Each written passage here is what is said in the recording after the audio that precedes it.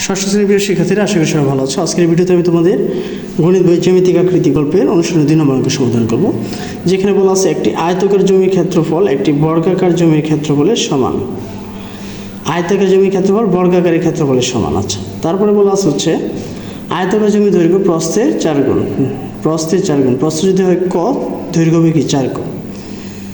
প্রতি মিটার দড়ির মূল্য 60 টাকা। দড়ি দিয়ে 2 বার ঘুরিয়ে জমির চারদিকে বেষ্টনী দিতে মোট 5,600 টাকা খরচ হয়। আয়তাকার জমির পরিসীমা নির্ণয় করো। পরিসীমা নির্ণয় সূত্র হচ্ছে 2 × দৈর্ঘ্য যোগ প্রস্থ। তারপর হচ্ছে বর্গাকার জমিতে প্রতি 4 বর্গমিটার জায়গায় একটি করে পেঁপে চারা রোপণ করলে কতটি চারা গাছ লাগানো যাবে। তাহলে প্রথমেই আমরা যদি লক্ষ্য করি যে এখানে দেওয়া আছে যে প্রতি মিটার দড়ির মূল্য হচ্ছে 60 টাকা, ঠিক আছে। আর এখানে বেষ্টনী দিতে মোট খরচ হয়েছে 5,600 টাকা। তাহলে 60 টাকা খরচ হচ্ছে 1 মিটার বেষ্টনী দিতে। আমরা এভাবে লিখে এর থেকে পরিসীমাটা বের করতে পারি। তাহলে 2 ক নম্বরটা প্রথমে আগে আমরা লিখব ক, ঠিক আছে, যে জমিতে 60 টাকা ব্যয় হয়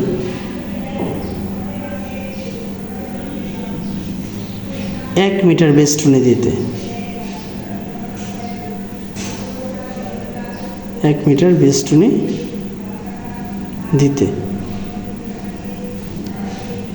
তাহলে জমিতে এখন লিখতে পারি হচ্ছে 1 টাকা ব্যয় হয়। জমিতে 1 টাকা ব্যয় হয় আরো কম। আর টোটাল এখানে খরচ দেওয়া হচ্ছে 5,600। 5,600 টাকা ব্যয় হয়। 1 গুণ 5,600, নিচে হচ্ছে কি 7। তো 7 দ্বারা যদি আমরা 5,600কে ভাগ করি তাহলে এখানে আসা যাবে হচ্ছে কি 800 মিটার।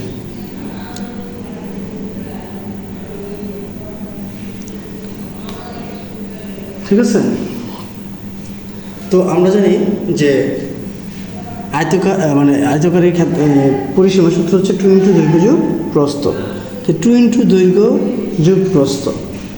এবার আমরা যদি এখানে পরিসীমাটা বের করতে হয় তাহলে আমরা শুধু এটাকে 2 দ্বারা ভাগ করলে হবে। কারণ এখন 2 × দৈর্ঘ্য যোগ প্রস্থ আমরা কিন্তু এখানে ব্যয় করে ফেলছি। টোটাল 5,600 টাকা ব্যয় হয়েছে 800 মিটারে। তার মানে এখানে কী আছে, দৈর্ঘ্য আছে, প্রস্থ আছে। তাহলে আমরা লিখতে পারি সুতরাং আয়তকার জমির পরিসীমা, সুতরাং আয়তকার জমির পরিসীমা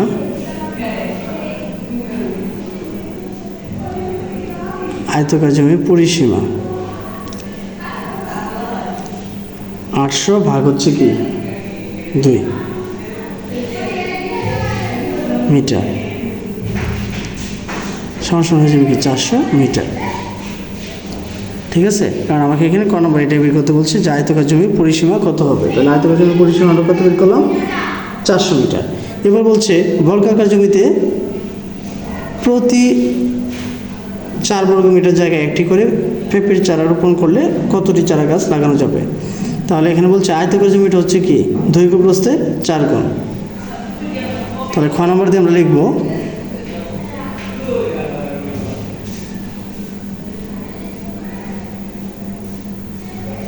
আয়তকার জমির প্রস্থ ক হলে আয়তকার জমির প্রস্থ ক মিটার।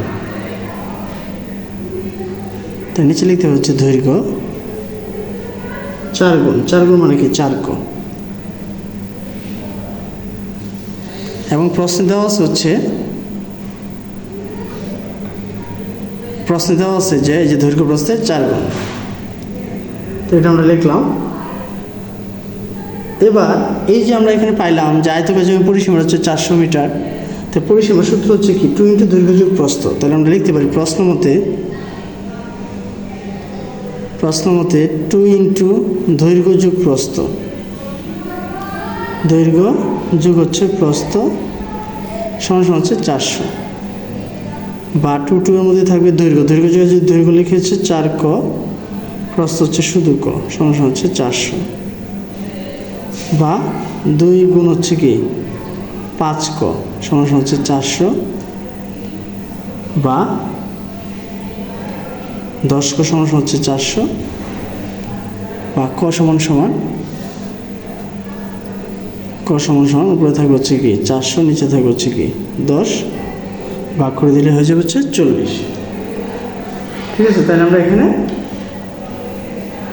প্রস্থ বের করতে পারলাম, যেহেতু আমরা প্রস্থ ছিলাম হচ্ছে ক মিটার। সুতরাং জমির প্রস্থ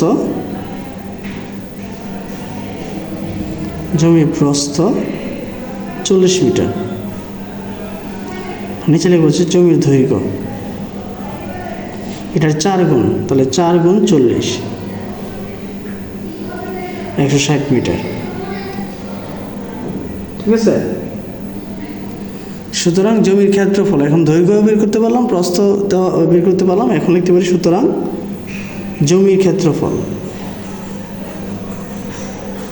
ক্ষেত্রফল আমরা ক্ষেত্রফলের সূত্র জানি কি দৈর্ঘ্য গুণ হচ্ছে প্রস্থ বর্গ মিটার। দৈর্ঘ্য হচ্ছে কত 160, প্রস্থ হচ্ছে 40 বর্গ মিটার। 160 আর 40 যদি আমরা গুণ করি তাহলে হচ্ছে 6400 বর্গ মিটার। ঠিক আছে, তো এটাই ছিল হচ্ছে কি আমাদের খ নম্বরে। হচ্ছে আমরা জমির ক্ষেত্রফল বের করলাম, কিন্তু এখানে বলা আছে একটা লাইন যে বর্গাকার জমিতে প্রতি 4 বর্গ মিটার জায়গায় একটি করে পেঁপে চারা গাছ লাগালে, ঠিক আছে, মোট কতটি চারা গাছ লাগানো যাবে? তাহলে আমরা লিখতে পারি নির্ণয় পেঁপে চারার সংখ্যা, পেঁপের চারার সংখ্যা